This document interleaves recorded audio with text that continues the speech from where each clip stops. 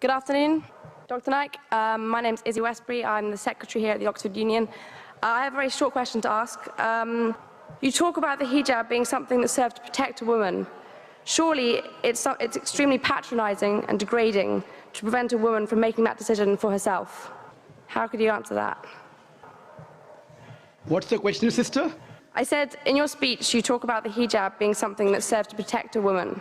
But how is it not extremely patronising and degrading in not allowing the woman to make that decision herself? Sister posed a very good question, that when I say that hijab is required for a woman, isn't it not degrading for the woman to patronize it? Isn't it degrading? If you read the Quran and Islam has prescribed hijab. That means the woman should be covered. The only part that can be seen are the face and the hands up to the wrist. This is for the modesty. And it is not only mentioned in the Quran, it is also mentioned in the Bible. If you read the Bible in the 1 Timothy, chapter number 2, verse number 9, it says that women should be dressed up with shamefacedness. They should be dressed up with sobriety and should not wear braided hair or gold or pearls. It's further mentioned in the 1 Corinthians, chapter number 11, verse number 5, 6. The woman that does not cover her head, then she dishonors her head. Her head should be shaved off. Anyway, I don't agree with this. I'm just quoting you from the Bible. Same way, if you go to the Vedas, it says that the woman should cover the head. So all the religious scriptures, they talk about the woman covering their head. It is for modesty.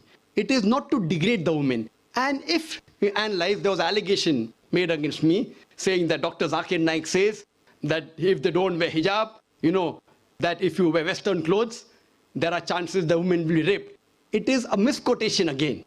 What I said, that if women wear revealing clothes, they have more chances of being raped. What I was doing, the same newspaper, Sunday Times, which spoke against me 1 year before, on the March of 9th, 2009, Sunday Times carried an article. In Britain, 1 out of 7 feel that the women who wear sexy revealing clothes, she should be hit. I'm sorry, I don't agree with it. This is the statistics that was given in the Sunday Times on the 9th of March 2009, that in Britain, 1 out of 7 Britishers believe that the women who wear revealing and sexy clothes should be hit. I disagree with this. Furthermore, one more article came in 2005 in the same newspaper, Sunday Times. It said that 26% of the Britishers, they feel that wearing revealing clothes is partially or totally responsible for the rape.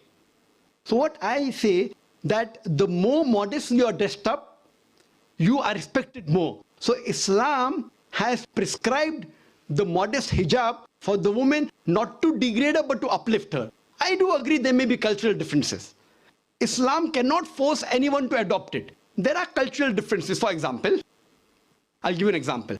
That some societies, what they feel, that even looking at a woman is immodest. Some societies feel looking is no problem, but touching a woman is immodest. Some of the societies feel shaking hand is no problem. Some societies feel kissing no problem. Some societies feel doing anything as long as both agree is no problem. Different societies and different cultures have got different rules and regulations. When I went to America, while I was giving a talk, one of the Americans told me, "You Eastern women, you're immodest." I was shocked.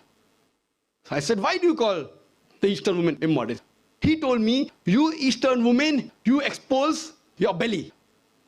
So in America and Western country, exposing belly is immodesty. In India, exposing belly is not immodesty, wearing shorts is immodesty. So what I've realized, sister, there's different culture, there's different system.